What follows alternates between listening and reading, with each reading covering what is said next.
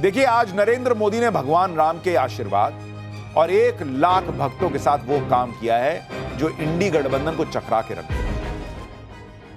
प्रधानमंत्री नरेंद्र मोदी के एक नए कदम से इंडिया गठबंधन में खलबली मच गई है। पीएम मोदी का क्या ऐसा फैसला आया कि जनता फिर बम बम हो गई? सुशांत सिन्हा के साथ पूरी खबर विस्तार से और उसका विश्लेषण भी देखिए। 2 दिन पहले ही पीएम मोदी ने अयोध्या में राम मंदिर के शिखर पर धर्म ध्वजा फहराई थी। बहुत लोग पॉपकॉर्न की तरह उछल रहे थे। नरेंद्र मोदी रुकने वाले हैं। उन्होंने आज फिर इनको पॉपकॉर्न बनने का मौका दिया। आज पीएम मोदी ने गोवा में भगवान राम की सबसे ऊंची प्रतिमा का अनावरण कर दिया। 2 दिन पहले ही पीएम मोदी ने कुरुक्षेत्र में जाकर कृष्ण भक्ति का आनंद लिया था। आज 1 लाख भक्तों के साथ गीता पाठ कर भगवान कृष्ण की भक्ति को फिर से जिया। यानी सनातन से लेकर इकोनॉमी तक और भारत को ग्लोबल पावर बनाने तक पीएम मोदी के वो कौन कौन से 3 धमाके हैं जो पहले कोई ना कर सका, आज इसके बारे में आपको बताऊंगा। यह भी बताएंगे कि नरेंद्र मोदी यहीं नहीं रुकने वाले हैं। आधार कार्ड से लेकर पेंशन कार्ड तक कौन कौन से फैसले कर डालें कि पब्लिक बम बम है। एक तरफ नरेंद्र मोदी रिफॉर्म पर रिफॉर्म कर रहे हैं, परफॉर्म कर रहे हैं, उधर राहुल गांधी बदलने को तैयार नहीं है। न परफॉर्म न रिफॉर्म, हार पर हार के बाद भी राहुल गांधी कैसे ब्लंडर कर रहे हैं, आज इसके बारे में भी आपको बताऊंगा। लेकिन पहले आज नरेंद्र मोदी के सनातनी ताकत से लेकर ग्लोबल पावर से लेकर इकोनॉमिक पावर तक की जो खबरें आई हैं, उसकी एक झलक देख लीजिए। यह नया भारत है और इस नए भारत की ताकत की चर्चा दुनिया में हो रही है। सबसे पहले आप नरेंद्र मोदी के वो 3 धमाके देख लीजिए जो पहले कोई ना कर सका। पहला धमाका, सनातन की शक्ति का जो ट्रेलर दिखाया है नरेंद्र मोदी ने, उसकी चर्चा पूरे देश में हो रही है। दूसरा धमाका, भारत की आर्थिक शक्ति का ट्रेलर दिखाया है। और तीसरा धमाका, भारत की ग्लोबल पावर का ट्रेलर। इन तीनों धमाके से इंडी गठबंधन में कैसे खलबली मची होगी, आप उसके बारे में आज सुनेंगे तो हैरान रह जाएंगे। लेकिन आप देखिए कि इंडी गठबंधन तो इसी से तिलमिलाया हुआ था कि नरेंद्र मोदी अयोध्या में राम मंदिर की ध्वजा फहराने क्यों गए। लेकिन 2 दिन बाद ही पीएम मोदी ने नया धमाका कर दिया। आज प्रधानमंत्री मोदी गोवा पहुंच गए। उन्होंने साफ कर दिया भाई कि सनातन का गौरव बढ़ाने से उनको कोई नहीं रोक सकता। और वहां भगवान राम की प्रतिमा का अनावरण किया। यह तस्वीर देखिए, यह भगवान राम की सबसे ऊंची प्रतिमा है। गोवा में भगवान राम की यह प्रतिमा दुनिया में सबसे ऊंची है। करीब 77 फीट ऊंची कांसे की प्रतिमा का अनावरण प्रधानमंत्री नरेंद्र मोदी ने आज किया। यानी एक तरफ राम मंदिर, दूसरी तरफ प्रभु श्री राम की सबसे ऊंची प्रतिमा। इस प्रतिमा में भगवान राम हाथ में धनुष धारण किए हुए दिख रहे हैं। यह 77 फीट ऊंची विशालकाय कांस्य प्रतिमा भारत के प्रख्यात शिल्पकार राम सुतार ने तैयार की है, जो गुजरात में बनी स्टैच्यू ऑफ यूनिटी के निर्माता है। पीएम मोदी गोवा में 550 साल पुराने श्री संस्थान गोकर्ण जीवत्तम मठ में भी गए। पीएम मोदी मठ के 550वें वर्ष उत्सव में शामिल हुए। पीएम मोदी ने मठ की तरफ से विकसित रामायण थीम पार्क गार्डन का भी उद्घाटन किया। यहां पीएम मोदी ने काशी विश्वनाथ से लेकर राम मंदिर का जिक्र किया और क्या कहा, एक बार सुनिए।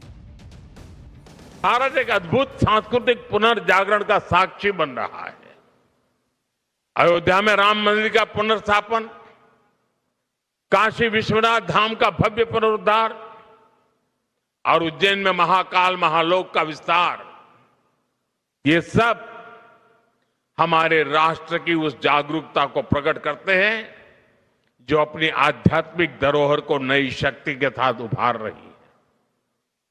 रामायण सर्किट, कृष्ण सर्किट, गया जी के विकास कार्य और कुंभ मेले का अभूतपूर्व प्रबंधन, ये सभी उदाहरण बताते हैं कि आज का भारत अपनी सांस्कृतिक पहचान को नए संकल्प और नए आत्मविश्वास के साथ आगे बढ़ा रहा है। ये जागृति भविष्य की पीढ़ियों को अपनी जड़ों से जुड़े रहने की प्रेरणा देती है। नरेंद्र मोदी सनातन को लेकर जो अलख जगा रहे हैं, आप उसको इस बात से समझिए कि अचानक कोई गोवा का नाम सुनता है तो लोग सोचते हैं गोवा जाएंगे बीच के किनारे, गोवा जाएंगे पार्टी करेंगे। लेकिन नरेंद्र मोदी गोवा जाने का एक और सनातनी मकसद भी दे रहे हैं। प्रभु श्री राम की सबसे ऊंची मूर्ति दुनिया की देखने के लिए भी अब लोग गोवा जाएंगे। इधर पीएम मोदी की राम भक्ति की झलक दिख रही है, उधर पीएम मोदी कर्नाटक में कृष्ण भक्ति में भी रमे दिखे। गोवा से पहले पीएम मोदी आज सुबह कर्नाटक के उडुपी में कृष्ण मठ पहुंचे थे। यहां उन्होंने लक्ष्य कंठ गीता पारायण कार्यक्रम में हिस्सा लिया। इस कार्यक्रम में 1 लाख लोगों ने 1 लाख उन्होंने सामूहिक रूप से श्रीमद् भगवद गीता का पाठ किया। इन 1 लाख लोगों में पीएम मोदी भी शामिल रहे। देखिए, जब 1 लाख लोगों ने गीता पाठ किया तो कैसे पूरा माहौल भक्तिमय हो गया।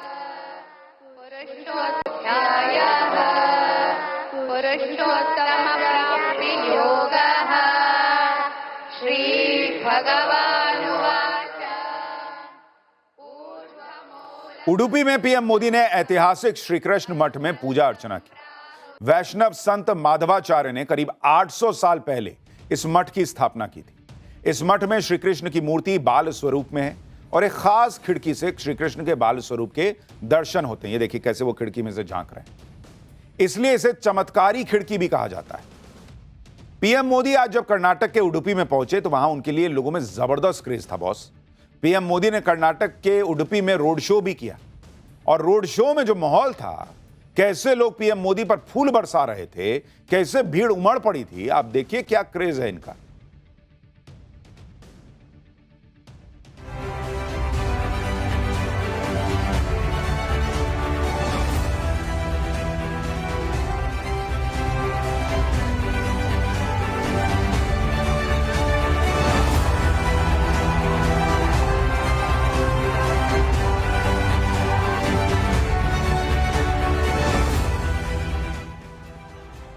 उडुपी में गीता पाठ में शामिल हुए पीएम मोदी ने वहां आए लोगों को संबोधित भी किया। इस दौरान पीएम मोदी के सिर पर एक विशेष तरह की टोपी नजर आई जिसमें माथे पर मोर पंख लगे दिख रहे थे। पीएम मोदी ने ऑपरेशन सिंदूर का जिक्र करते हुए कहा कि नया भारत है, किसी के आगे झुकता नहीं है। सुनिए।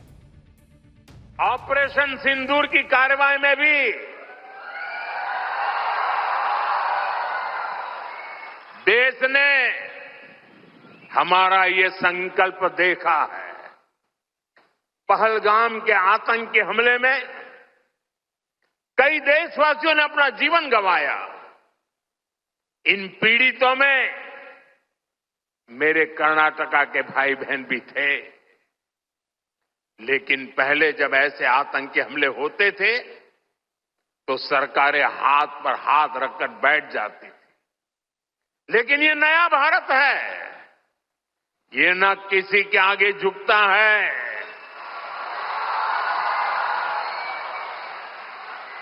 और न ही अपने नागरिकों की रक्षा के कर्तव्य से डिगता है।